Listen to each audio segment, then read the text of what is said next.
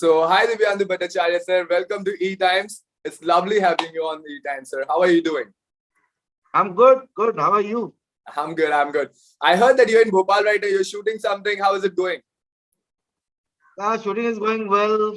Hectic. मजा आ रहा है. भोपाल एक बहुत ही अच्छा शहर है, बहुत प्यारा सा शहर है. और आपके सर के ऊपर पंखा चल रहा है. यहाँ तो बहुत ठंड है. सर मुंबई में भी काफी ठंडी है. ये टाइम पे 26-28 डिग्री हमारे लिए तो ठंडा ही होता है, हम जैसे लोगों के लिए. अब हाँ, पर भोपाल में भी चल रहा है ऐसे 20, कभी कभार 20-22. रात रात को तो बहुत मजा आता है. काफी अच्छी ठंडी है. तो फैंटास्टिक. और एक जहाँ रुका हुआ हूँ वहाँ भी अच्छा व्यू है. आगे आगे भोपाल लेक है. Wow. तो Perks of being an actor, sir. Okay, so let's start with that. अच्छी बात ये है कि Rocket Boys और Loop Lapeta is already streaming online. People have a lot of good things to say about it.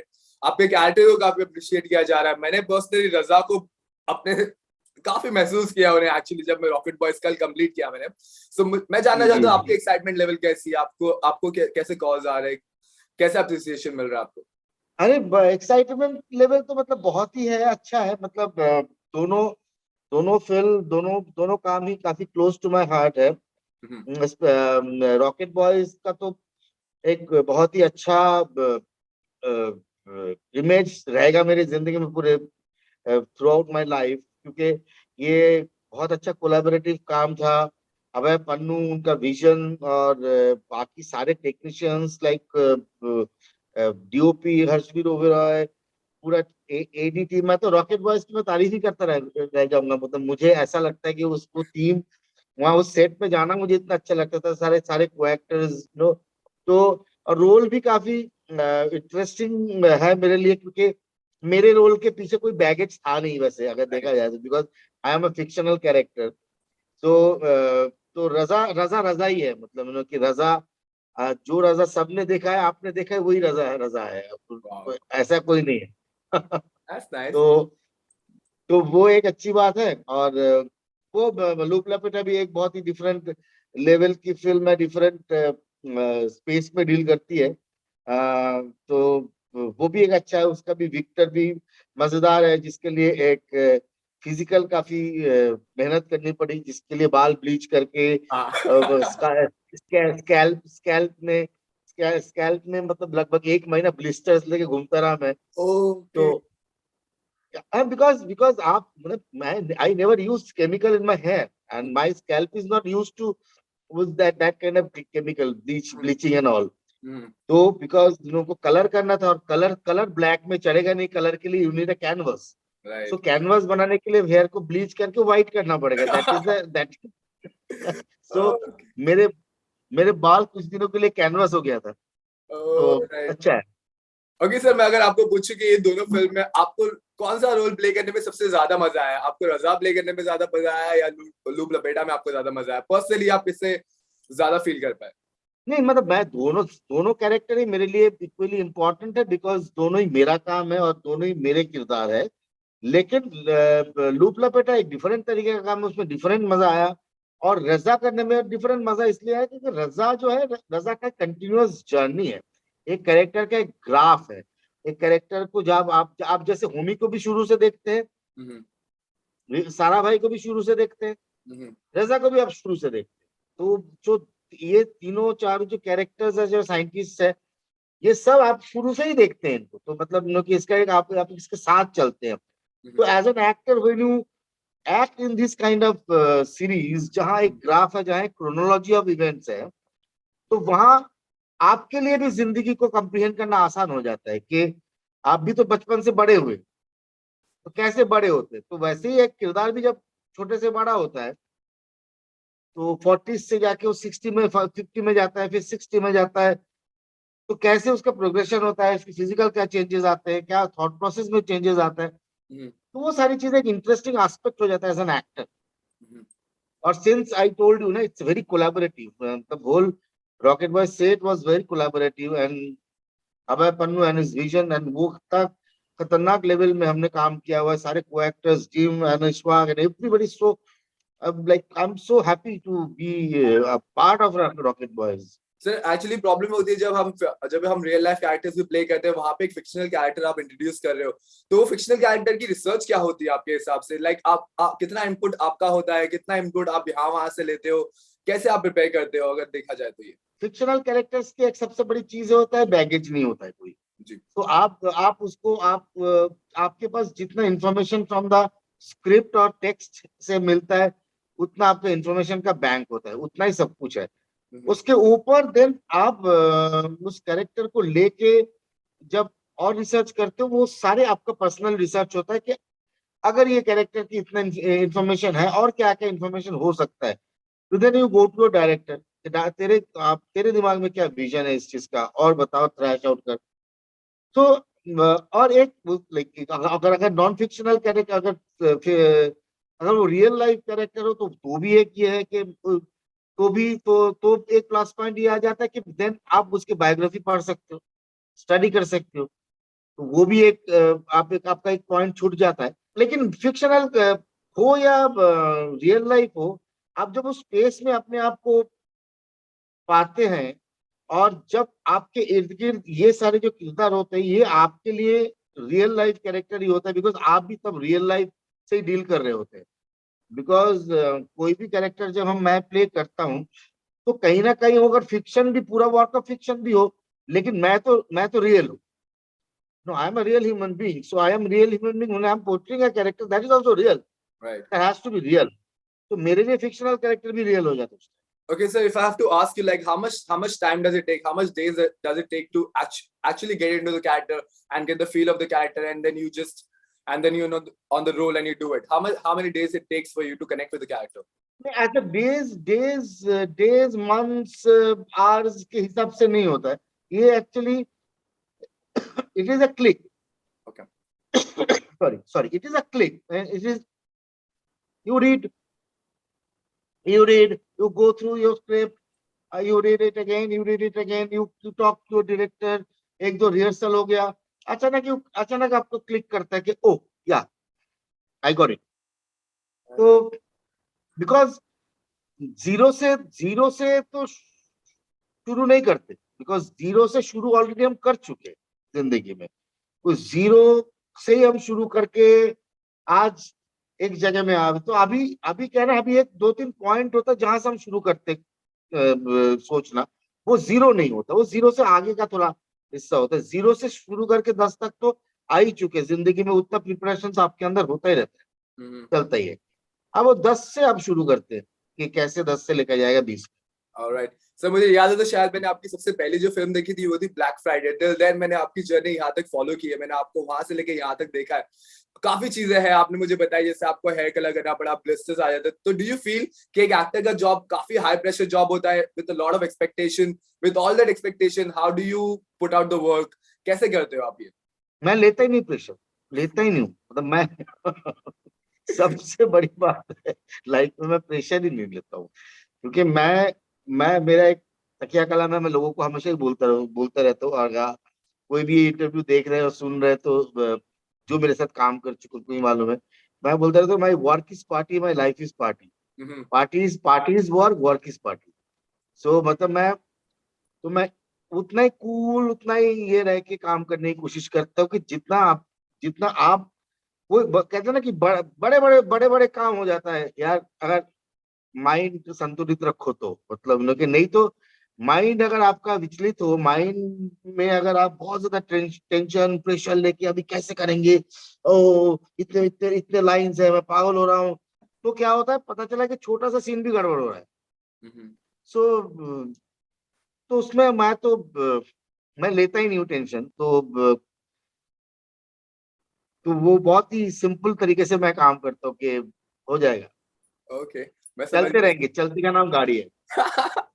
काफी समझ गया sir. Okay, तो आपकी जर्नी भी अगर फॉलो करा जाए तो सर मैंने आपको काफी अलग अलग किरदार प्ले करते हुए देखे, काफी कैरेक्टर लाइक अ कैरेक्टर होते, जब आपने काफी कैरेक्टर्स भी प्ले किए। मुझे बताइए एक कैरेक्टर एक्टर कितना इंपॉर्टेंट होता है एक पर्टिकुलर फिल्म या एक पर्टिकुलर वेब सीरीज के लिए, या उसे वो लाइमलाइट मिल नहीं पाती बिकॉज प्रोटैगनिस्ट से लोग ज्यादा कनेक्ट कर पाते हैं, वो कैरेक्टर आर्टिस्ट कहीं ना कहीं पीछे छूट जाता है? आपको ये लगता है ऐसा कुछ होता है यहाँ पर? ऐसा कुछ नहीं होता है, मतलब मैं तो कभी जिंदगी में कैरेक्टर आर्टिस्ट ये शब्द को माना ही नहीं है। ये कैरेक्टर आर्टिस्ट मतलब हर एक्टर तो कैरेक्टर Actor होता आर्टिस्ट है, क्योंकि वो कोई ना कोई कैरेक्टर तो निभा ही रहा है। तो ये पहले की प्रॉब्लम है, जो पहले लोग बोलते थे ये कैरेक्टर आर्टिस्ट है और ये हीरो है। है।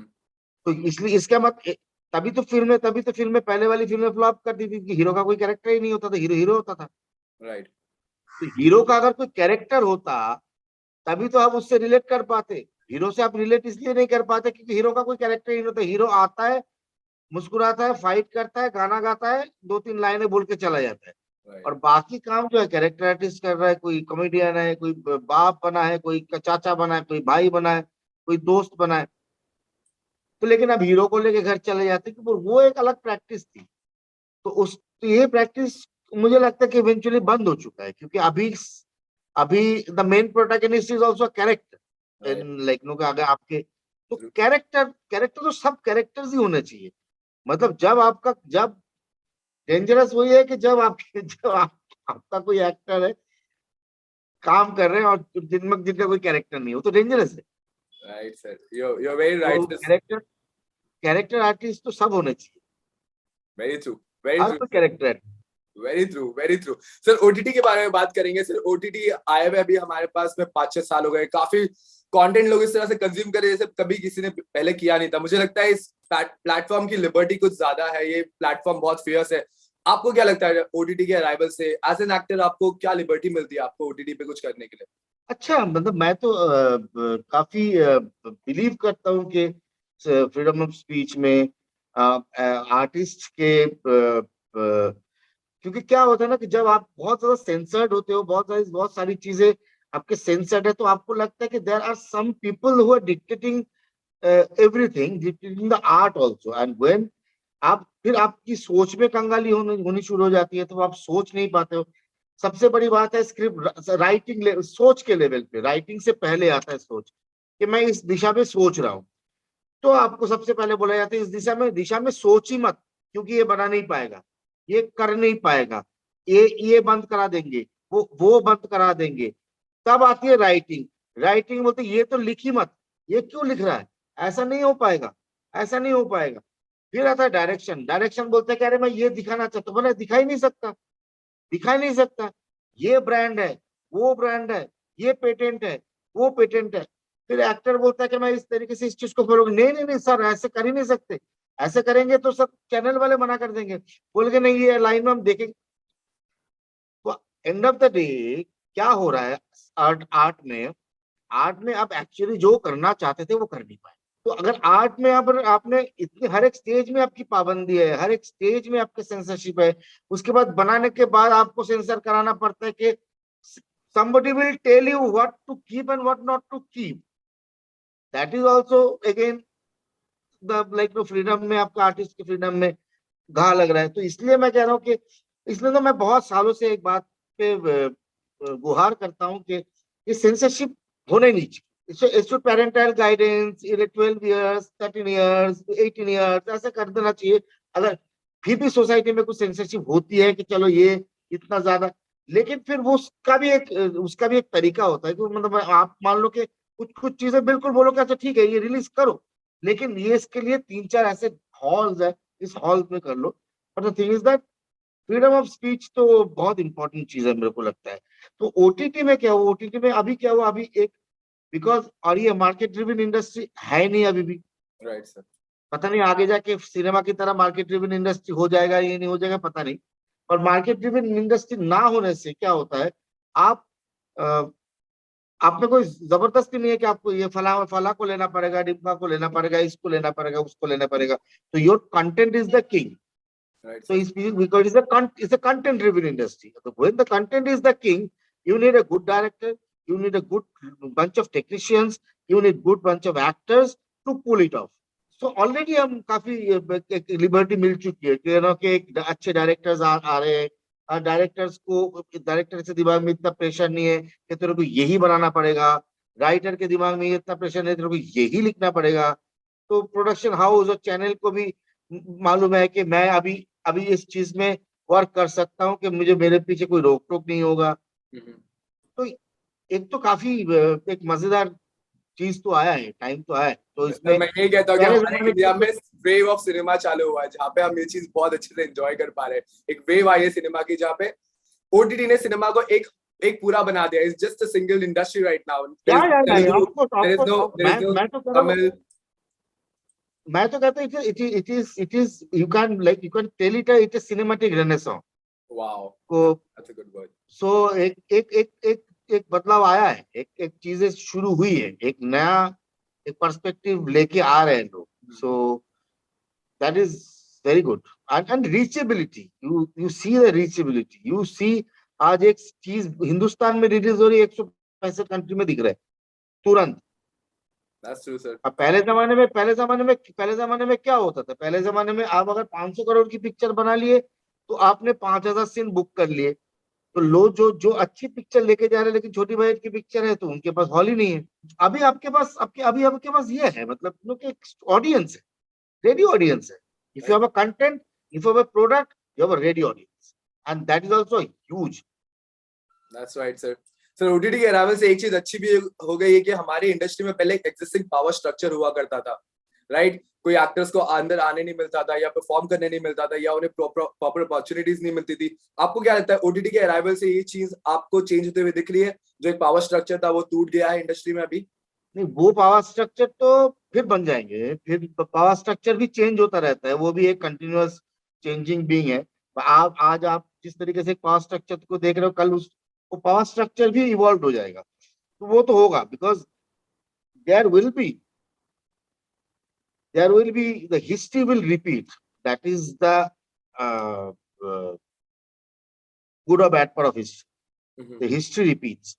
So वो तो चलेगा, लेकिन हाँ ऑफ कोर्स, मतलब अभी काफी लोगों को काम मिल रहा है, बहुत काम हो रहा है, अच्छे अच्छे लोगों को परफॉर्म करने का मौका मिल रहा है, अच्छे एक्टर्स आ रहे हैं, छोटे छोटे गांव के एक्टर्स है, छोटे छोटे मोहल्ले के थिएटर करने वाले एक्टर्स है, वो रातों रात आके बड़ा काम करके चला जा रहा है। बहुत ही एक मजेदार टाइम है। तो सर मुझे एक बात बताइए, जब भी आपने इंडस्ट्री में आया था आपने एक पावर स्ट्रक्चर देखा था, राइट? अभी का पावर स्ट्रक्चर आपके हिसाब से क्या डिफरेंट है? यार ऐसा कुछ डिफरेंट नहीं है, मतलब तभी भी पावर स्ट्रक्चर जो था उसमें मैं एज एन एक्टर मैं काम कर ही रहा था, मतलब मुझे ऐसी कभी कोई दिक्कतें महसूस नहीं हुई उस पावर स्ट्रक्चर से। लेकिन पावर स्ट्रक्चर एग्जिस्ट करता है, वो करेगा, मतलब अब तभी भी एक पावर स्ट्रक्चर था, अभी भी वो पावर स्ट्रक्चर अभी भी है, लेकिन थोड़ा सबड्यूड है because of the rush of fresh airs and सब कुछ है। लेकिन धीरे धीरे ये भी मैनिपुलेटेड हो जाएगा, मतलब नो के just wait and watch. Right sir, मैं रिसेंटली एक इंटरव्यू पढ़ रहा था आपका, एक आर्टिकल मैंने पढ़ा है जहाँ पे आपने कहा था it took me 19 years to attain the fame. इसका मतलब क्या हुआ सर कि आप काम तो कर रहे थे 19 साल से बट फेम आपको 19 साल बाद जाके मिला, आप कहना चाह रहे हो? नहीं, ये शायद किसी ने गलत कोट किया, मतलब ये दैट मैं कभी भी, मुझे कभी भी ऐसा फेम के चलते फेम मेरा ड्राइव कभी भी नहीं था, मेरा वर्क मेरा ड्राइव था हमेशा। मैं आपको वेरी फ्रैंक विद यू, मैं जब नेशनल स्कूल ऑफ ड्रामा में आया था तब मेरे दिमाग में मुंबई नहीं था। Okay sir. मैं जब नेशनल स्कूल ऑफ ड्रामा में आया था तब मेरे दिमाग में सिर्फ नेशनल स्कूल ऑफ ड्रामा ही था, कि मुझे 3 साल वहां पढ़ाई करने को मिलेगा, स्कॉलरशिप है, मेरे जेब में से पैसा नहीं जाएगा, मुझे चांस मिल गया। और लगभग 20 स्टूडेंट और उसके 2 बैच और है, 60 नेशनल लेवल के स्टूडेंट्स, मतलब national level in the sense, मतलब छत्तीसगढ़ से आया हुआ स्टूडेंट, भोपाल से आया हुआ स्टूडेंट, मध्य प्रदेश के किसी कोने से आया हुआ स्टूडेंट, उत्तर प्रदेश के स्टूडेंट, बिहार के स्टूडेंट, केरला, असम, सबके साथ मुझे काम करने का मौका मिलेगा, इतने बड़े बड़े दिग्गज टीचर है। यही मेरे दिमाग में था, मेरे दिमाग में मुंबई नहीं था। तो मैं उसके बाद मैं नेशनल स्कूल ऑफ ड्रामा खत्म करने के बाद जब एनएसडी रेपर्टरी कंपनी में 3 साल के लिए मैं रह गया था एज एन एक्टर, तभी भी मेरे दिमाग में नहीं था कि ये खत्म करने के बाद मुंबई जाऊंगा, नहीं था। मुंबई तो मेरे दिमाग में बाद में है। उसके बाद भी मुंबई जाने के बाद मैं काम ही करता रहा, छोटा काम, बड़ा काम, sir FTI diploma film, FTI diploma film, किसी भी फिल्म स्कूल का डिप्लोमा फिल्म मैं करता गया। I never wanted that, like no okay मैं फेम क्यों नहीं हो रहा, फेम क्यों नहीं हो रहा है। धीरे धीरे eventually it's a destiny, divine intervention, जो मुझे हमेशा ऐसे काम भी मिले जो अगर if you see the history of film making में याद रहने वाली फिल्म है। अगर कोई इंडियन सिनेमा की स्टडी कर रहे हैं तो इंडियन सिनेमा की स्टडी करेंगे तो मानसून वेडिंग का नाम आएगा, मेरी पहली फिल्म है। उसके बाद देवडी आएगा, देवडी भी आएगा, ब्लैक फ्राइडे भी आएंगे। BA pass is one of a kind erotic thriller now that point of time. Football की भी पहली फिल्म ही बनी है हिंदुस्तान में, और कोई फुटबॉल की फिल्म नहीं थी। तो सारी ऐसी हजारों ख्वाहिशें भी ऐसी है, वो भी है। अब तक 56 है। तो इन सिग्निफिकेंट फिल्म, छोटा रोल हो बड़ा रोल हो, सिग्निफिकेंट फिल्म में मैं काम करता रहा। मिडनाइट चिल्ड्रन बोली दीपा मेहता की। तो मैं काम करता रहा, और काम की तारीफ भी होती रही, लेकिन क्वांटम ऑफ वर्क नहीं था। मतलब ना कि क्वांटम ऑफ वर्क जब होता है आपके पास, जब आपको लगातार आज 2 रिलीज है, तो अगले महीने में एक और रिलीज है, 2020 में लगातार 7 रिलीजेस हो गए। तो ये जो क्वांटम में आज आप आते तभी भी आपको आप एक्चुअली दिखना शुरू हो जाए। तो ये नहीं था। ये ओटीटी आने से एक फायदा हुआ कि 4-5 सीरीज एक साथ आ गए, फिर कुछ काम मिला, फिर एक साथ आ गए। और ये भी एक अच्छी बात है कि मुझे डिफरेंट किरदार भी मिलते रहे, तो मैं अपने अपने अलग अलग जो गिरगिट गिरगिट का जो शेर है वो भी निकालता रहा मैं। तो काफी मजा आता है आपको हर चीज में देख के, काफी मजा आता है। मेरा एक लास्ट क्वेश्चन है सर आपसे। जब आपने कहा कि सर रिसेंटली सिनेमाज अभी ओपन हो चुके हैं, राइट? मैं नवाजुद्दीन सिद्दीकी सर का एक इंटरव्यू पढ़ रहा था जहाँ पे उन्होंने कहा अभी ऑडियंस को सिनेमा में खींचने के लिए एक्स्ट्रा ऑर्डिनरी कॉन्टेंट लगेगा। जो पहले वाला कॉन्टेंट था वो चल नहीं सकता अभी थिएटर में। क्या आप अग्री करते हो इस बात से? अब एक्स्ट्रा ऑर्डिनरी कॉन्टेंट की जगह दिया, सिनेमा सिनेमा रहा।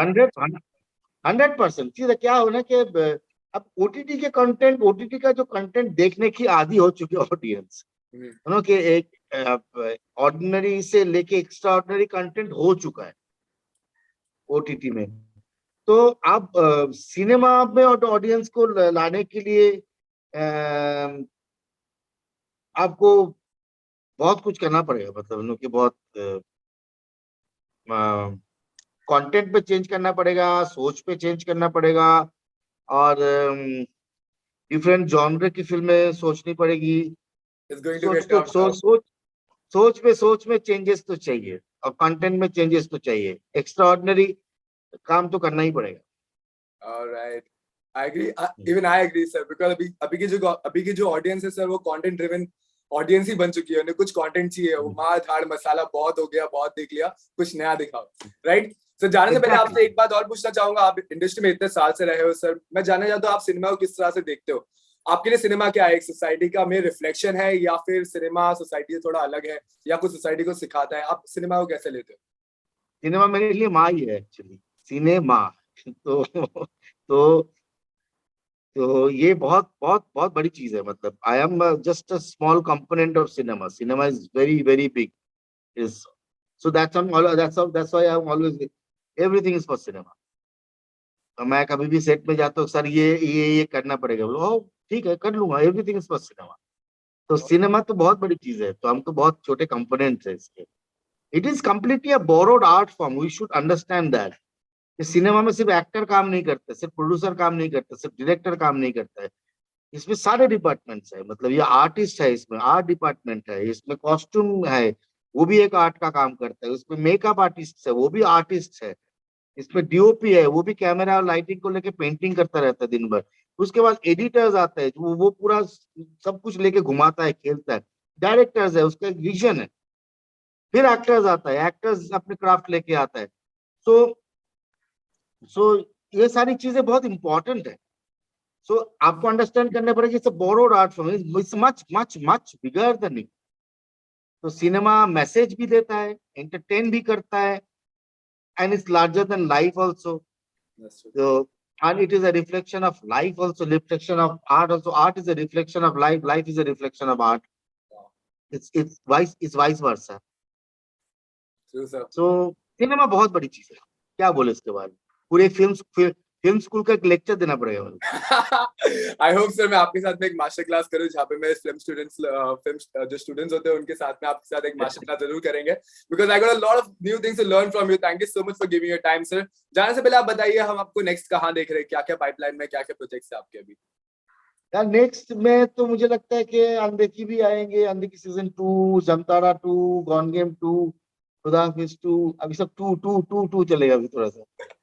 That's nice. तो That's nice. It was great chatting with you, sir. Thank you so much. I got a lot of insight. You know, अभी थोड़ा सिनेमा के बारे में मुझे काफी चीजें जानने भी मिली. Thank you so much for that. I'll see you soon, क्या sir. मस्त, Good luck. Thank you so much, nice talking. Nice talking to you, sir. Bye.